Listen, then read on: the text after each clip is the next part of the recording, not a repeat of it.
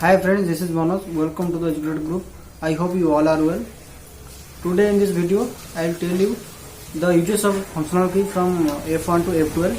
तो ये वीडियो रे मु आपन मन को जणैबी आपनकर लैपटॉप किबा कंप्यूटर रो जो फंक्शनल की रहउची तो सेटार यूजेस कोन. सो चलो हम वीडियो स्टार्ट करियो.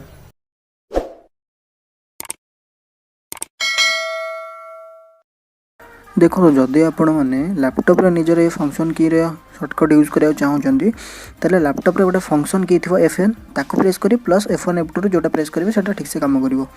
जदि कंप्यूटर कीबोर्ड रे प्रेस करिवे तो डायरेक्ट फंक्शन की सेठी नाही कंप्यूटर कीबोर्ड रे आपण सेठी F1 F2 जाय प्रेस करिवे डायरेक्ट काम करिवो. F1 प्रेस करले आपण कोन वेब पेज रे हेल्प सेंटर रे डायरेक्ट जाय पहुंच परिवे. F2 रे आपण फोल्डर को रिनेम करि परिवे. फोल्डर पर क्लिक करी आपण F2 प्रेस करिवे. देन F3 आपण कोन करि परिवे ना कोनोसी वेब पेज रे जदी कोनोसी वर्ड आपण सर्च करिया चाहउचंती सेठी आपण F3 प्रेस करले वर्ड सर्च करि परिवे किंबा सर्च एप्लीकेशन मध्ये करि परिवे F3 प्रेस करिवे द्वारा. Alt F4 रे आपण कोनोसी जदी टैब ओपन करछन ता क्लोज करि परिवे किंबा जदी Alt F4 मारिवे देन आपनकर जोटा क्लोज विंडो ही परिबो जोटा कि आपनकर शट डाउन बा रिस्टार्ट जोटा आसे से ऑप्शन आसी जिवो. खाली F4 रे किछि सेमते नाही. F5 तो जानथिबे समस्त सेडा रिफ्रेश पे व्यवहार करा जाय.